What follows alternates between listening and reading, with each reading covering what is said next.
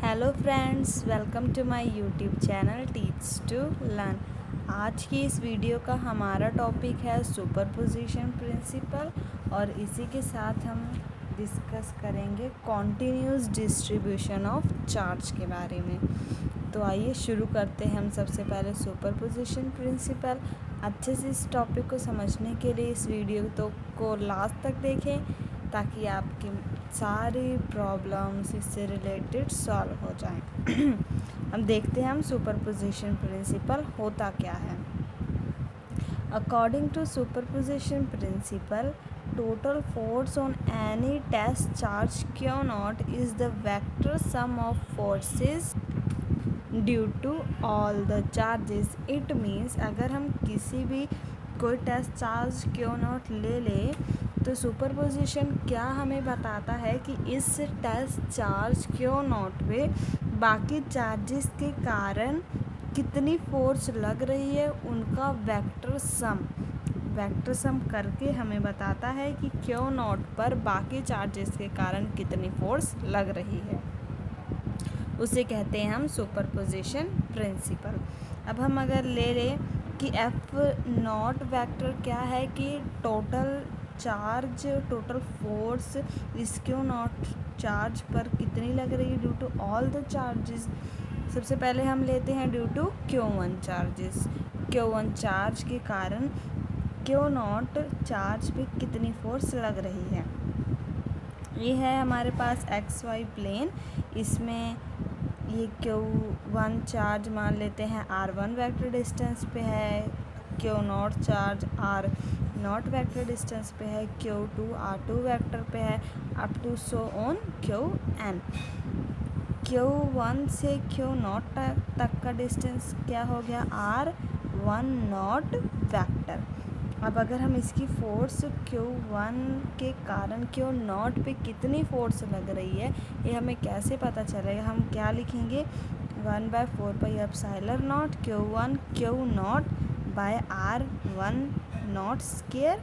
और जो डायरेक्शन कहाँ से कहाँ जा रही है, इधर से इधर फोर्स लग रही है। इट मीन्स हमने डायरेक्शन वेक्टर क्या बता दिया, R1 नॉट कैप। ये Q1 चार्ज के कारण हो गई फोर्स। अब Q2 चार्ज के कारण फोर्स कितनी लगेगी, इधर क्या आ जाएगा Q2 Q नॉट और डिस्टेंस क्या है 2 नॉट का स्क्वायर और 2 नॉट कैप इसकी डायरेक्शन हो गई। ये हो गई force acting on Q not due to second charge. Up to so on Qn charge, force acting on Q not due to Qn charge, जो डिस्टेंस हो जाएगा यूनिट वेक्टर की डायरेक्शन Rn नॉट हो जाएगी। अब इसमें से हम ध्यान से देखें तो हमारे पास कॉमन क्या निकल रहा है, Q नॉट बाय 4πε0। इधर से Q नॉट बाय 4πε0 कॉमन निकल गया तो क्या रह जाएगा Q1 R1 not square, R1 not का कैप। इधर क्या रह जाएगा Q2 R2 not square, R2 not cap, up to so on Qn Rn not square, Rn not cap. अब इसे हम समीशन की फॉर्म में कैसे लिख सकते हैं, ये तो वैसे ही आ गया, summation I from 1 to n Q I R square I not R I not. अब यहाँ देखो इधर 1 है, इधर 1 है, इधर भी 1 है, इधर 2 2 2, इधर n n n, इसीलिए इधर I कर दिया। I कहाँ से कहाँ तक वेरी कर रहा है, फ्रॉम 1 to n।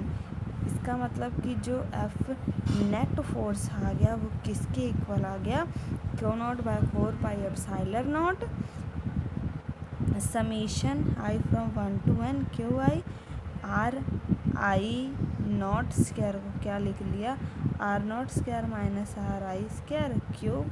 ये हमने यहाँ मैग्नीट्यूड को हटाने के लिए मल्टीप्लाई कर दिया, इधर भी एक मैग्नीट्यूड इधर भी मैग्नीट्यूड, तो ये मैग्नीट्यूड और वेक्टर डायरेक्शन बन के क्या बन जाएगा, एक वेक्टर बन जाएगा।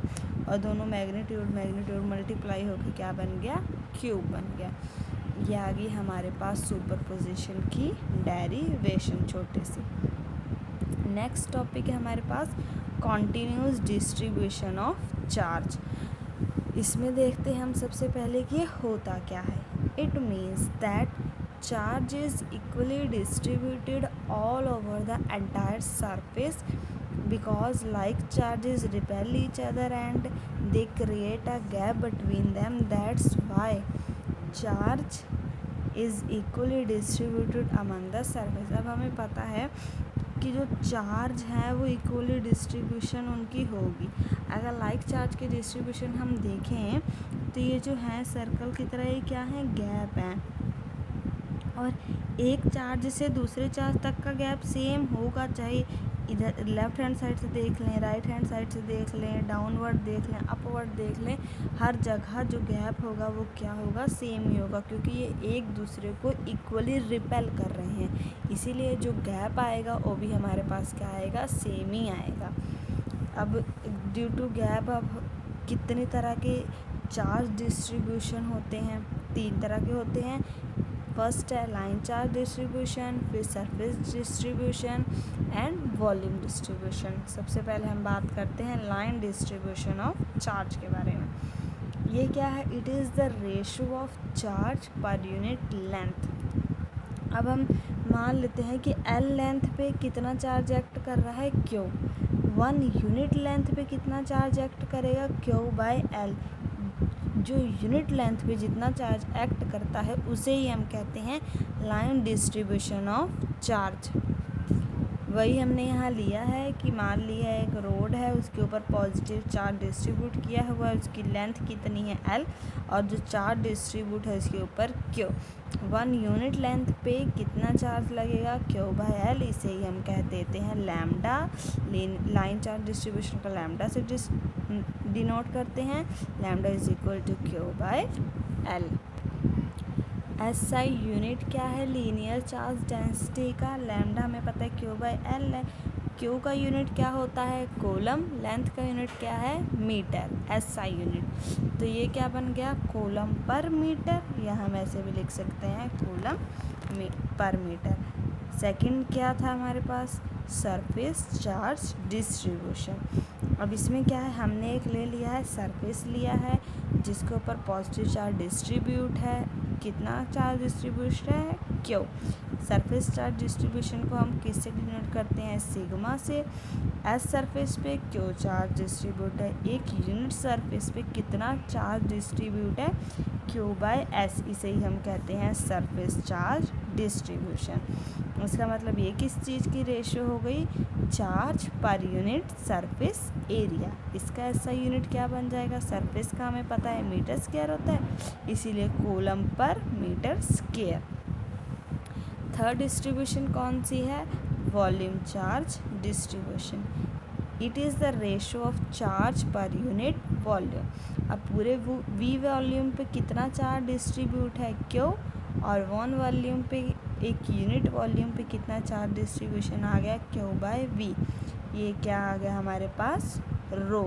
रो means volume charge distribution, charge per unit volume. इसकी ऐसा यूनिट क्या आ जाएगी, चार्ज की कूलम, वॉल्यूम की metre cube, coulomb per metre cube. ये हो गई हमारे पास सारी डिस्ट्रीब्यूशन। नेक्स्ट वीडियो में हम इसकी डेरिवेशन करेंगे, जिससे हमें पता चलेगा कि हमें जो surface charge density, line charge density या वॉल्यूम चार्ज डेंसिटी, इनकी वैल्यू कैसे निकाल सकते हैं। वीडियो पसंद आई हो तो इसे लाइक करें, मेरे चैनल को सब्सक्राइब करें। Thanks for watching my video.